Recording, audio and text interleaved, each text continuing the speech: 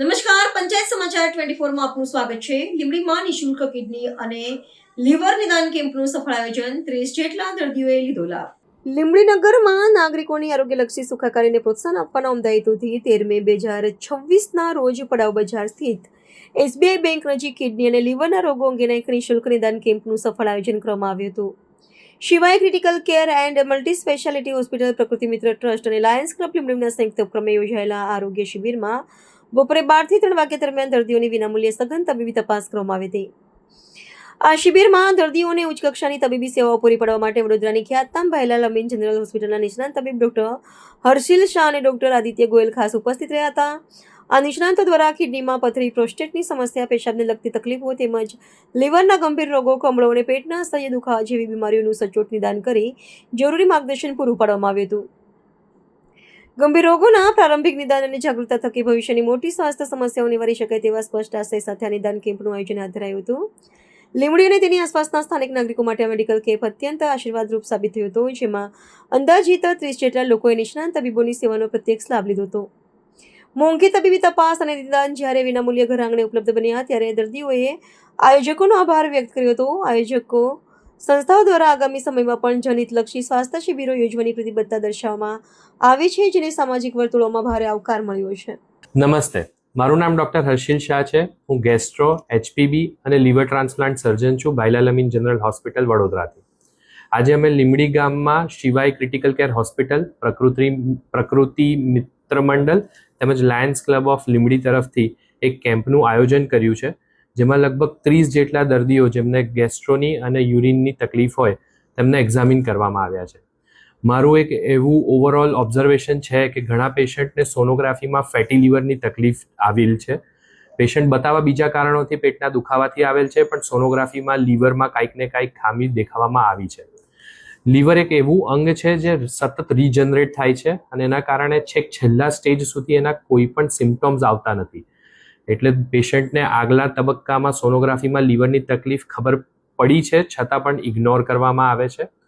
તો આ દરમિયાન લીવરની જાગૃતતા અને લીવરના જે રોગો છે તેના વિશે વધુ ડિટેલમાં આપણે વાત કરવી પડે.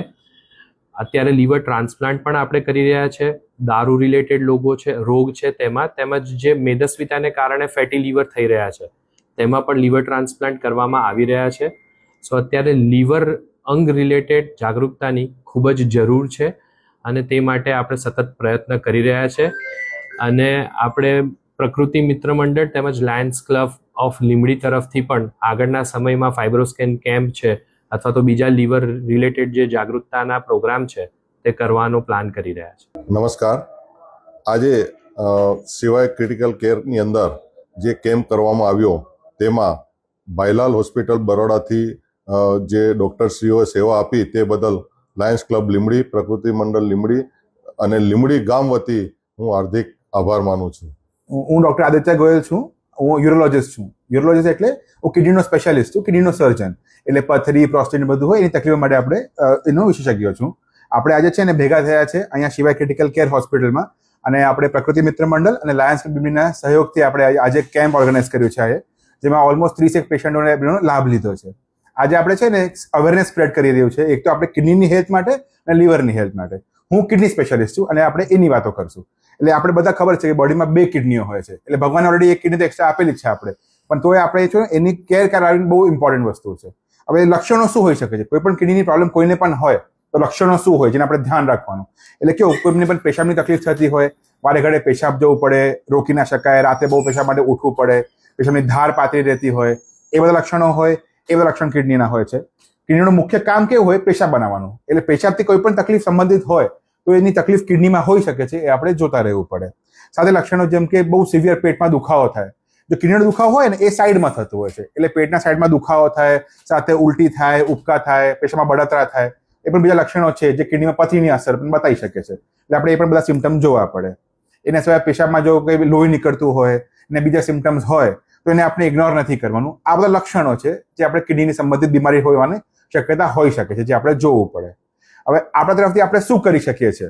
આપણને કોઈ તકલીફ હોય તો ટ્રીટમેન્ટ લેવાની જ છે, પણ બાકી અત્યારે ગરમીનો ટાઈમ પણ ચાલે છે, એટલે સૌથી બેસ્ટ ફ્રેન્ડ આપણે કઈ કિડનીનો તો એ પાણી હોય છે.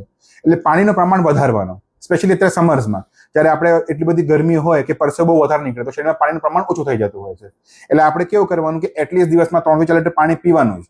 એનાથી કિડનીની હેલ્થ સુધરશે, પથરી જો ઝીણી ઘણી પથરી હોય તો એ નીકળી જશે, પેશાબની તકલીફ હોય એ બધી ધીમે ધીમે ઓછી થઈ જશે. આ બધું કર્યા પછી પણ જો તકલીફ રહેતી હોય પેશાબની તો પછી આપણે તરત આવીને મળી લેવાનું અને ટ્રીટમેન્ટ લેવાની જરૂરિયાત છે. અને તો વન્સ અગેન હું હોસ્પિટલને બહુ થેન્ક આપું છું, શિવાય ક્રિટિકલ કેરને બહુ શુક્ર કરું છું, જે પ્રકૃતિ મિત્ર મંડળ છે, લાયન્સ ક્લબ છે, એમને પણ બહુ થેન્ક્સ આપું છું કે અમને લોકોને આવો મોકો આપ્યો કે અમે અહીંયા આવીને અમારી સેવા આપી શકીએ છીએ.